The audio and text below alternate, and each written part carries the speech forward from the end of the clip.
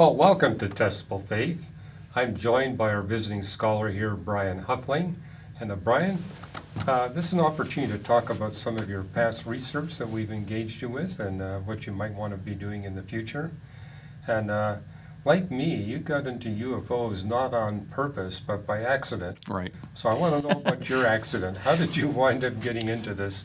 Well, study? I've always been interested in kind of backyard observing, not really astronomy, but observing the night sky, and so that kind of just lends toward that, I guess. I read Ron Rhodes' book years ago on the cultic aspect of it, but it was reading your book, Lights in the Sky and Little Green Men, that you and Ken and Mark wrote, that got me into it. And the reason that it got me interested in it was not just the astronomical and cultic aspect, which is very interesting in itself, but you cite other non-Christian ufologists like Jacques Vallée, John Keel, J. Allen Hynek, who were professional researchers, even for the military and for the Air Force. And I'm in the Air Force Reserves as a chaplain, so that interested me even more.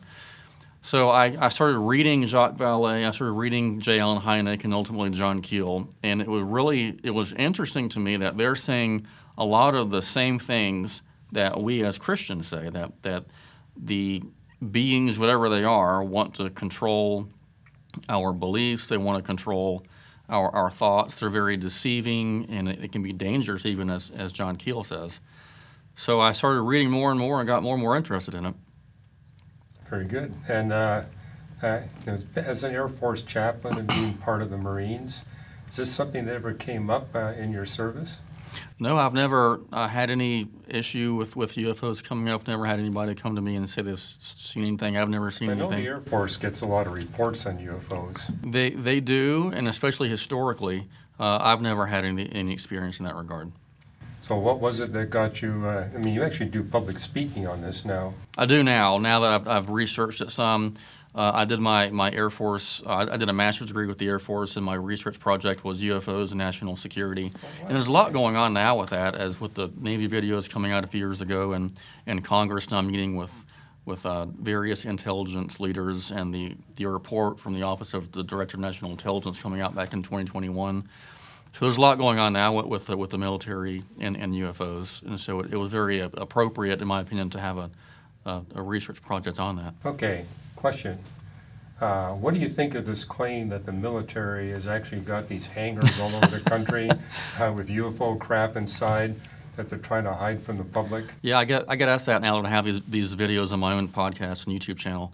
That has been a report from decades ago, from the earliest times. Even the 40s. Right, even the 40s, going back that far.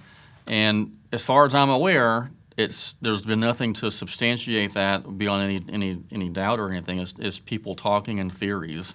And Jacques Vallée says kind of the same things in some of his books, like Revelation. So I'll believe it when I see it. I'm very skeptical of that. But people are saying now that this person who's coming out saying, we have these discs or whatever. This is not a new claim. And I think that Christians, people sometimes get upset about this, and they want to know how to answer it. There's nothing really to answer yet, because there's not been any indisputable proof that they're actually there. It's not like the lunar rocks where they have them on display in museums. Nope, not there. There's papers on them. That's right. Until that happens, there's not a whole lot to respond to. Okay. So as someone in the Air Force, do you actually think that our Air Force security is up to the task of covering something up like that? An actual disc. I would say it'd be difficult. It'd be difficult. Now, the Air Force has a history of using UFOs to cover up what they were doing, and they have they know. This is an excuse. Yes, they have even admitted that they have used UFOs to cover up their own new kind of technology. Now, can they cover up something that actually is alien or something like that, and for this long up in Wright-Patterson Air Force Base? That would be difficult to do. Well, especially difficult given that physical craft can't traverse interstellar space. So that's one problem. How could they get here? That's one problem. It is indeed. So what's your particular research interest in this UFO phenomena? Well, at first I guess it was born out of just a natural curiosity as to what is going on. I didn't know about the history of it. Some people kind of romanticize the Civil War, the Revolutionary War. For whatever reason, the late 40s, early 50s of Blue Book and all that, those eras interest me. And now it's gotten into, well, how does what's going on with the military relate to UFOs and then Christianity? There are a lot of Christians who are asking the question, well, if these are really aliens, what does that mean for our faith? So now that's Right. kind of becoming an area of my interest too. So the national security piece for my Air Force project, but now just what are they and how do they relate to our faith? Because there's a lot of paranormal aspect to it that when people have a UFO experience, especially the closer encounter kind, Right. it's not usually just a UFO experience. They have other weird experiences. They have poltergeist type experiences, even Bigfoot experiences. A lot of weird things going on. So that seems to coincide and be very consistent with our own theology, which I think is very interesting. And I also think the church really is not engaging this like they should, because I've had a lot of people since I've come out in my own talks saying they've had experiences, they don't know what to do with it, and I think we should, as the church, address this head on, because if we're not going to, then people are going to, and it might not be in the best way. Yeah, I mean, I've seen that here in America, Christians tend to say, hey, we're not going to touch that subject. Right. Whereas when I was in the Soviet Union, during the Soviet era, everybody was talking about it. And it actually was diverting them from studying Christianity Oh, okay. because Yeah. of all their focus. Right. So it's kind of what you see in the New Testament is that we can give too much emphasis to the paranormal, or we can give too little Right. emphasis Right. on it. So your focus is how do we address that balance? Right. Yeah.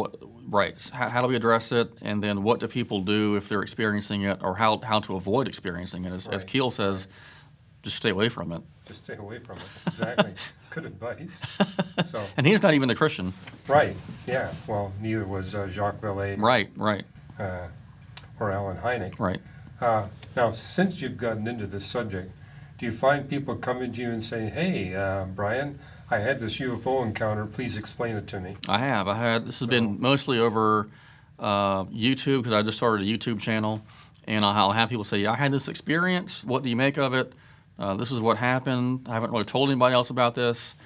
I've had people I know tell me things that they've seen, weird things in the sky, what they would consider UFOs. So I've had a chaplain friend of mine say he saw lights when he was back in the 70s at a nuclear base. So yeah, it'll definitely open up the conversations. And since you've been an amateur astronomer, I imagine that helps a lot. It does. It's interesting. Yes. So when you're talking to people like that, it definitely helps to know a few things about it.